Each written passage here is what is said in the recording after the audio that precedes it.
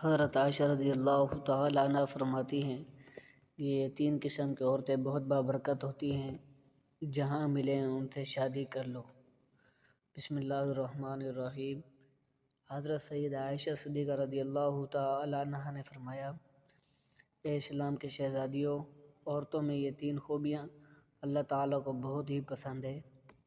جب پوچھا گیا کہ وہ کون سی 3 خوبیاں ہیں تو حضرت عائشہ رضی اللہ تعالیٰ عنہ نے فرمایا، پہلی خوبی پردہ ہے۔ پردہ کسی خاتون کی ایسی خوبی ہے جو اللہ تعالیٰ کو بہت ہی زیادہ پسند ہے۔ جب کوئی خاص خوبیاں اللہ تعالیٰ کو بہت پسند ہوں تو پھر ظاہر ہے وہ خوبیاں اپنانے والی عورتیں بھی اللہ کو بے حد پسند ہے۔ فرمایا گیا کہ اللہ کی پسندیدہ بندی بن جاؤ اور پردے کو اپنا زیور سمجھو۔ آج کل کی عورتیں کہتی ہیں، جی اصل پردہ تو دل کا ہے، بس انسان کا ذہن پاک و صاف ہونا چاہیے، صرف دماغ کا صاف ہونا ضروری ہے۔ تو میں کہتا ہوں کہ ذہن میں جتنا بھی پاک صاف ہو جائے، لیکن سیدہ فاطمہ الزہرا رضی اللہ تعالی عنہا سے زیادہ پاک صاف نہیں ہو سکتا۔ پردے کا حکم سیدہ فاطمہ الزہرا رضی اللہ تعالی عنہا کو بھی دیا گیا تھا۔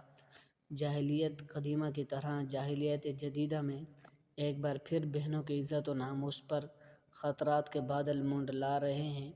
ان کی عصمتوں کو کھلواڑ کرنے کی کوششیں ہو رہی ہیں، انہیں برہنہ اور رینم برہنہ کر کے سر بازار رسوا کیا جا رہا ہے اور ایک منصوبہ بند سازش کے تحت انہیں شمع خانہ کے بجائے چراغ محل بنایا جا رہا ہے۔ کل تک علماء شراب نوشی، لباس پوش اور رہن سہن کے مغربی ہونے کا شکوہ ہی کرتے رہے، اب برقع اور حجاب بھی جدت کی راہ پر چل پڑے ہیں۔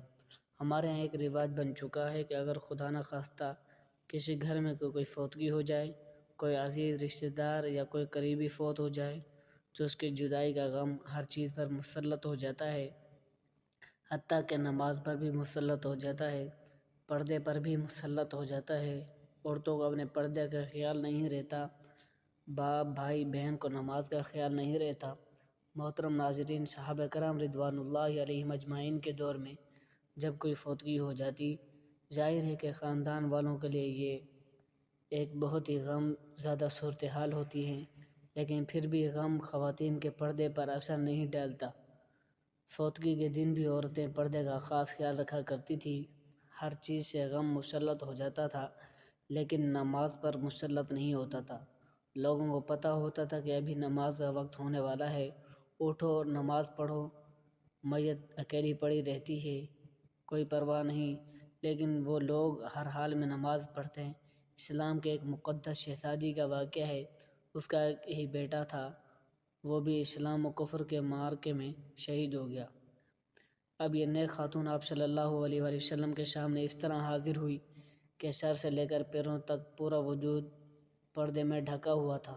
صحابہ کرام رضوان اللہ علیہم اجمعین یہ دیکھ کر حیران رہ گئے کہ اکلوتا جوان بیٹے کی موت کا غم تو بڑوں بڑوں کا کلیجہ چھل کر دیتا ہے، اگر یہ وزاری اور چیخ و پکار پر اتر آتے ہیں، یہ کیسی خاتون ہے، اتنے بڑے صدمے کے باوجود مکمل پردے کی حالت میں اور مکمل ہوش و حواس میں ہے، اتنے بڑے صدمے کے باوجود بھی یہ ابھی بھی پردے میں ہیں۔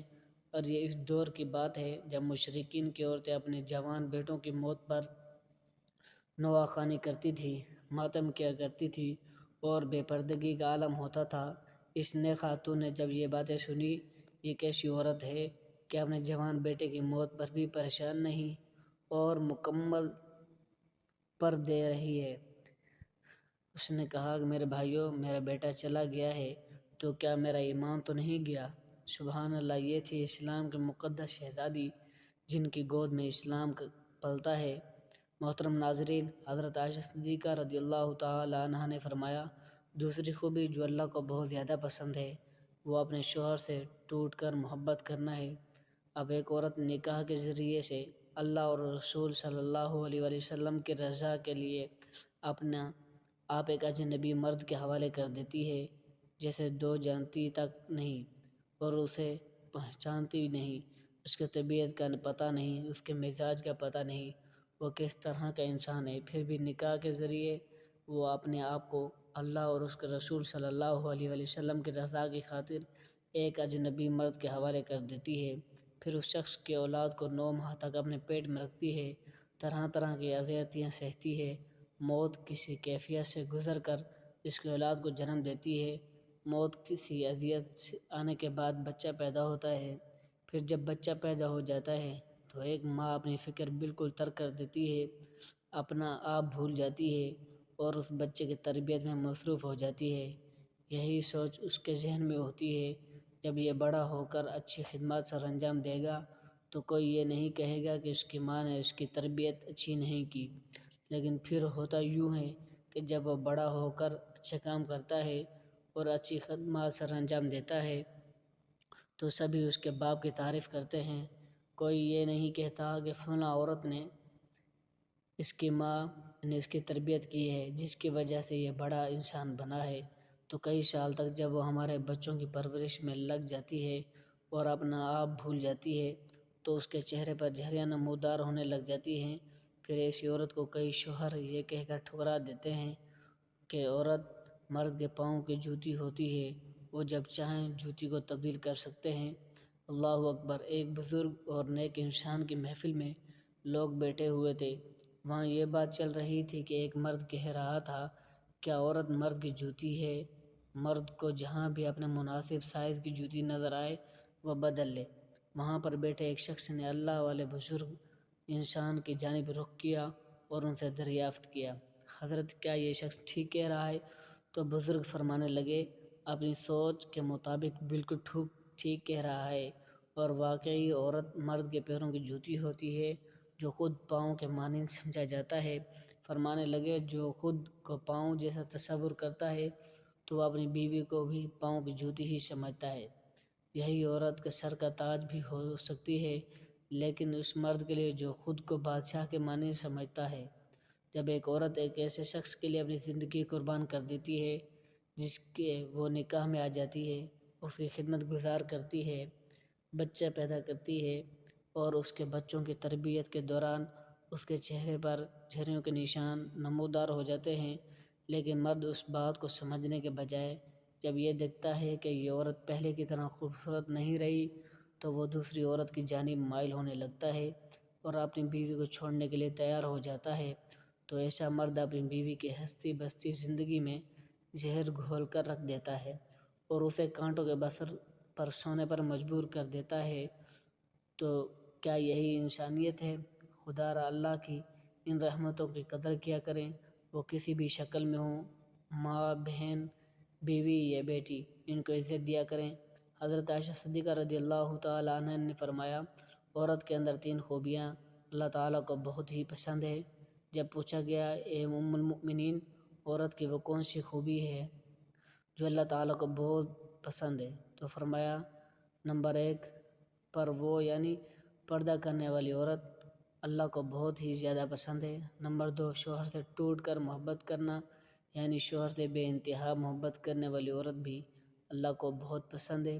نمبر 3 اللہ کے حضور جھکنے والی عورت، نماز پڑھنے والی عورت، قیام و رکوع اور سجود کرنے والی عورت، قرآن پڑھنے والی عورت۔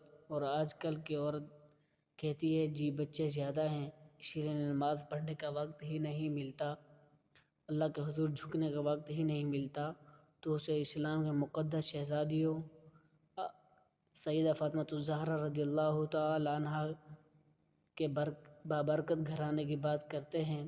جنت کے سرداروں حسنین کریمین کی تربیت بھی ہو رہی ہے، حضرت علی رضی اللہ تعالی عنہ کی خدمت بھی ہو رہی ہے، مہمانوں کو کھانا بھی پیش کیے جا رہے ہیں۔ جب رات ہوتی ہے تو سیدہ فاطمہ الزہرا رضی اللہ تعالی عنہا سونے کے لیے بستر بچھانے کے بجائے اللہ کے حضور مصلی بچھا لیتی ہے، قیام کرتی ہے، رکوع کرتی ہے، پھر سجدہ میں جاتی ہے، تو ایک کے بعد دوسرا سجدہ ابھی مکمل نہیں ہوتا تو صبح ہو جاتی ہے۔ تو جس عورت میں یہ 3 نشانیاں پائی جائیں ان سے فوراً نکاح کر لو۔ حضرت عائشہ رضی اللہ تعالیٰ عنہ نے فرمایا، 3 عورتیں بابرکت ہوتی ہیں۔ نمبر 1 جس کے پاس رشتہ بھیجنا اور منظور ہونا آسان ہو، اور نمبر 2 جس کا مہر بہت کم اور آسان ہو۔ نمبر 3 جس کی پہلی اولاد بیٹی ہو اللہ پاک سے دعا ہے ہمیں نیکی کی باتوں پر عمل کرنے کی توفیق عطا فرمائے۔ اللہ پاک ہمیں اپنی بیویوں کے حقوق ادا کرنے کی توفیق عطا فرمائے، اور اللہ تعالیٰ میری اور آپ کی بخشش فرمائے، اور ہمیں صراط مستقیم پر چلنے کی توفیق عطا فرمائے، اور ہمیں باپردہ مسلمان بنائے۔ آمین۔ ناظرین، کمنٹ باکس میں اللہ تعالیٰ کے 99 ناموں میں سے ایک نام ضرور ٹائپ کر دیجیے گا۔ جزاکم اللہ خیرا کثیرا۔